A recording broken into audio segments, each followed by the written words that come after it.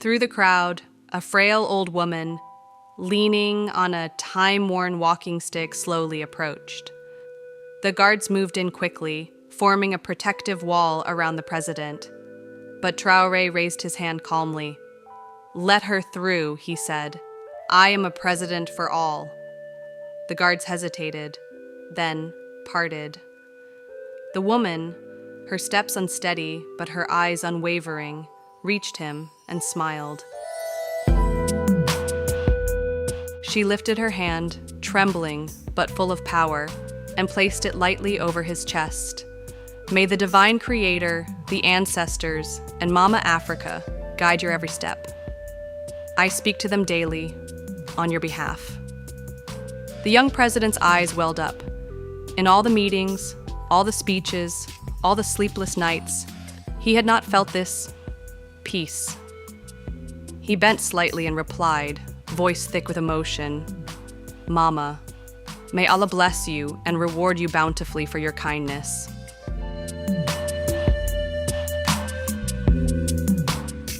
Captain Ibrahim Traoré had not slept properly in weeks. The burden of leadership sat heavily on his shoulders. And it wasn't just the weight of rebuilding a nation, it was survival.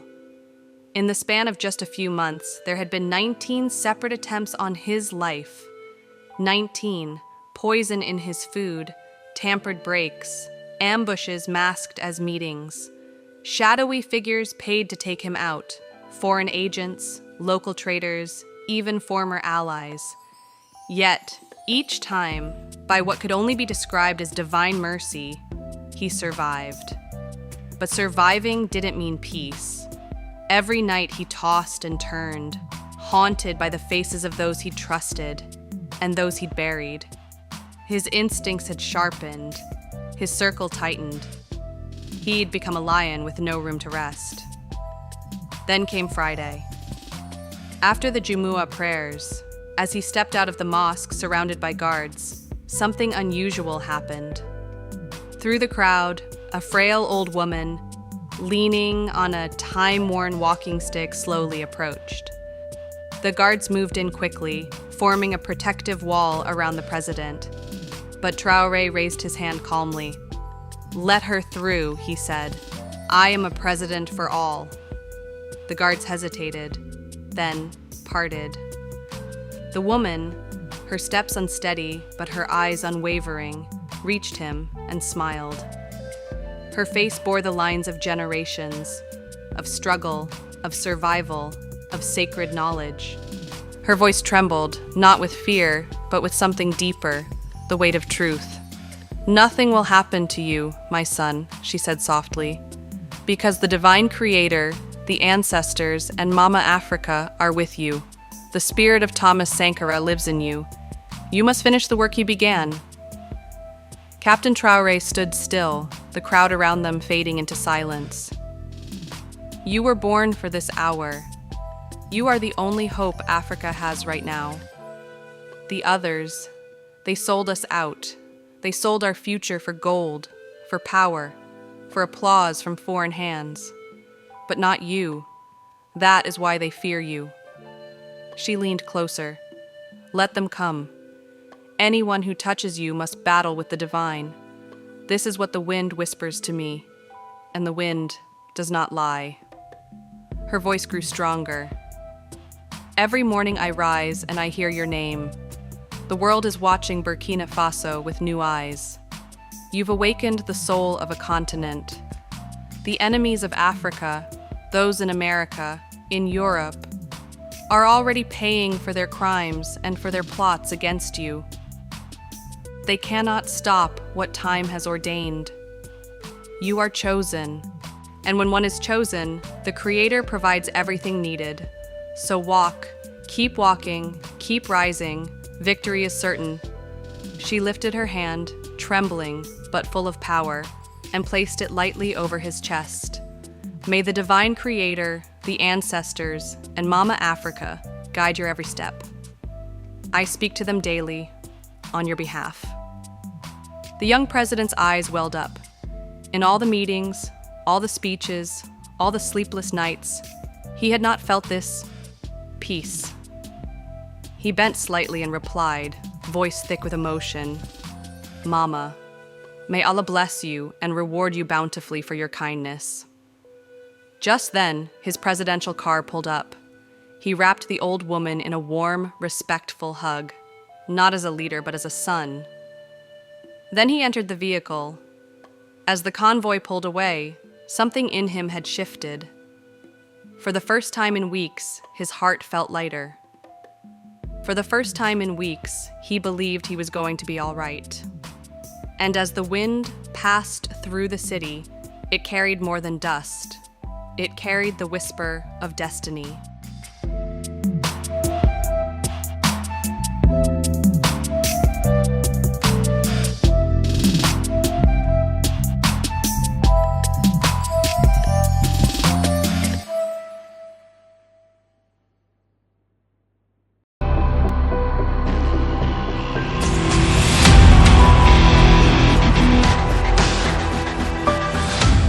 Captain Ibrahim Traoré, the young, resolute, and unshaken leader of Burkina Faso, has emerged as a beacon of hope for his people and a thorn in the flesh of those who profit and benefit from Africa's exploitation.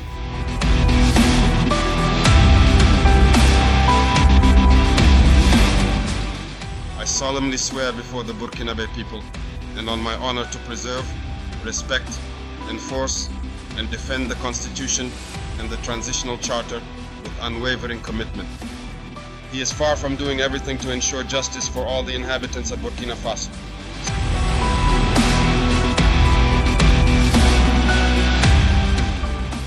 Welcome to People and Power. Today, we delve into the life and leadership of Captain Ibrahim Traoré, a man whose actions are redefining power dynamics in West Africa. They will tell us, Thomas Sankara tried to do it like this, but where is he? He is dead. The Haitian president, he tried to do it like this. Where is he? He is dead. Gaddafi tried like this. Where is he? He is dead. These are the veiled statements made to us to instill fear. All this to try to scare us, to make us cowards.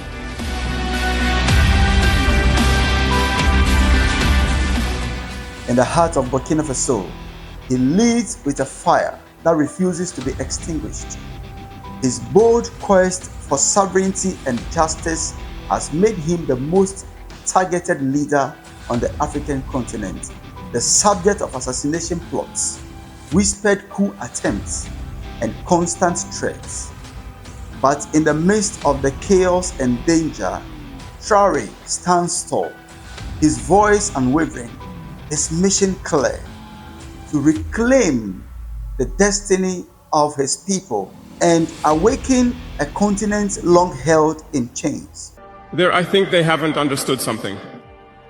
When we say the homeland or death, we shall overcome, it's not just a phrase, it has its full meaning. We are not afraid and we will never be afraid. We will continue our struggle. In the heart of West Africa, a young captain rose from obscurity to become the world's youngest head of state. His mission: to reclaim Burkina Faso's sovereignty, challenge foreign influence, and confront internal turmoil. But is Captain Ibrahim Traoré a revolutionary leader or a controversial figure? This is the story.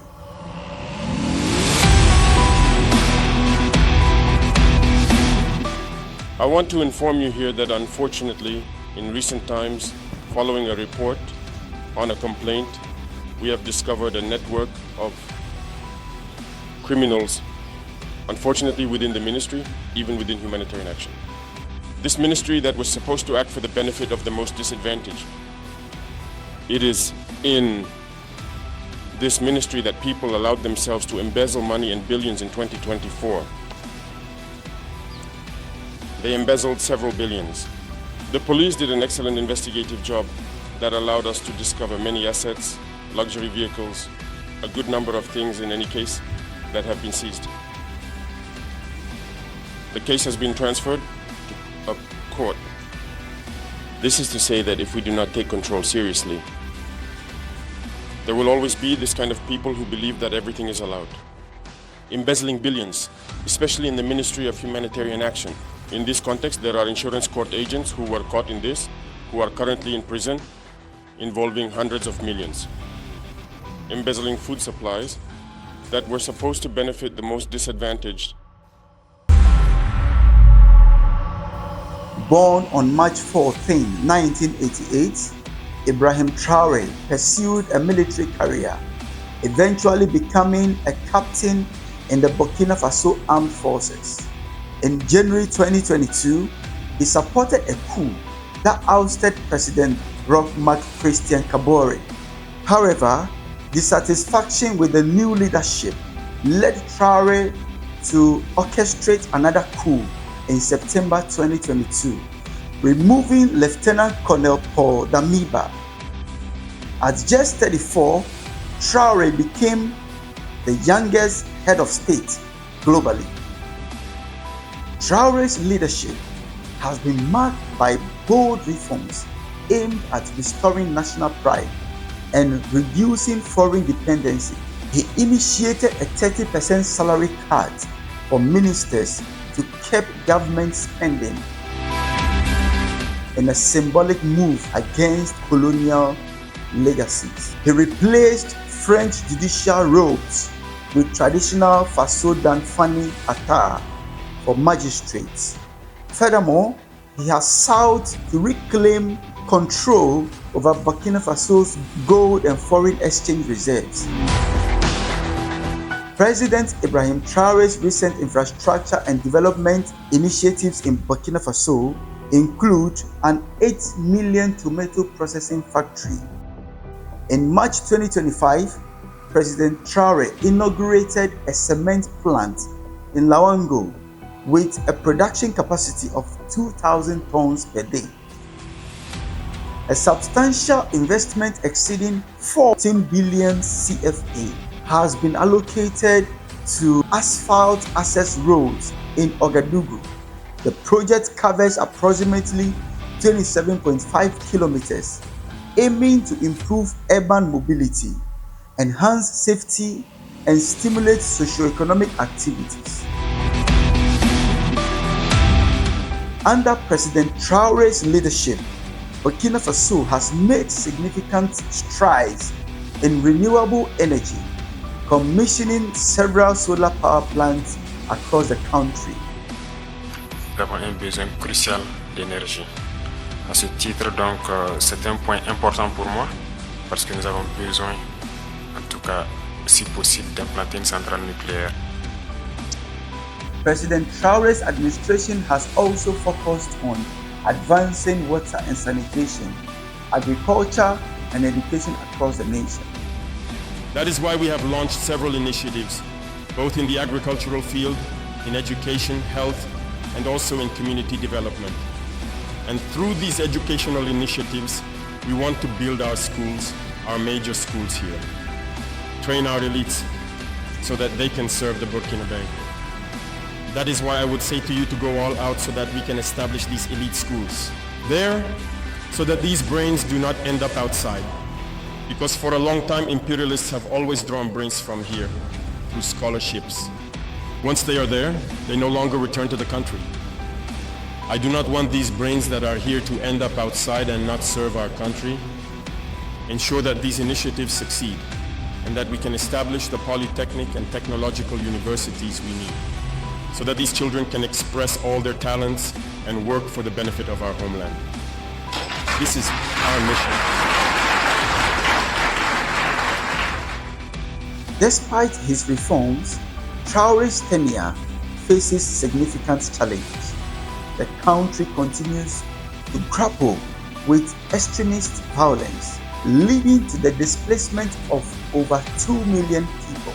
His decision to extend the junta's rule until 2029, postponing promised elections, has drawn criticism. Additionally, crackdowns on dissent and media have raised concerns about civil liberties under his administration. President Traore's foreign policy pivoted away from traditional Western alliances, accusing France of interference. He expelled French troops and suspended military agreements. Simultaneously, he has strengthened ties with Russia, welcoming military advisors to assist in combating insurgencies. These moves reflect a broader shift in Burkina Faso's international alignment.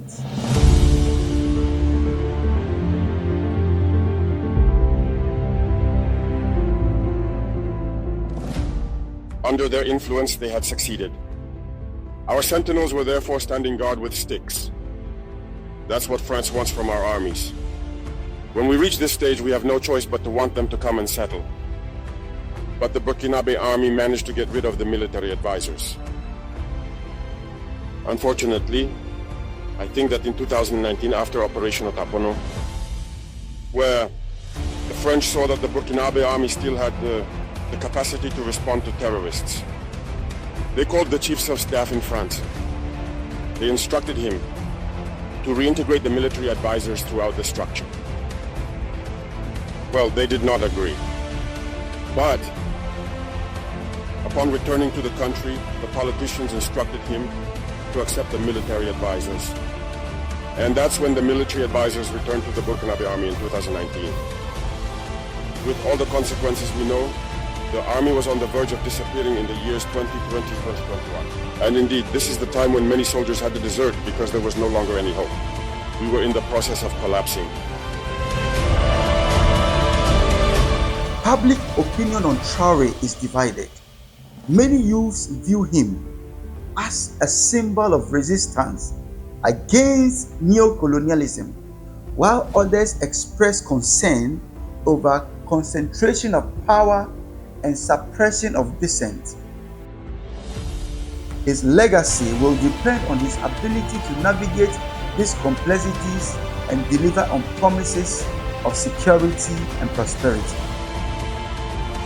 Captain Ibrahim Traoré's journey is emblematic of a broader struggle for autonomy and reform in West Africa. As Burkina Faso stands at crossroads, the world watches closely. What are your thoughts on Captain Ibrahim Traoré's leadership so far? Share your thoughts in the comment section. Don't forget to like, share, and subscribe for more in-depth analysis on people and power. Thank you, and God bless.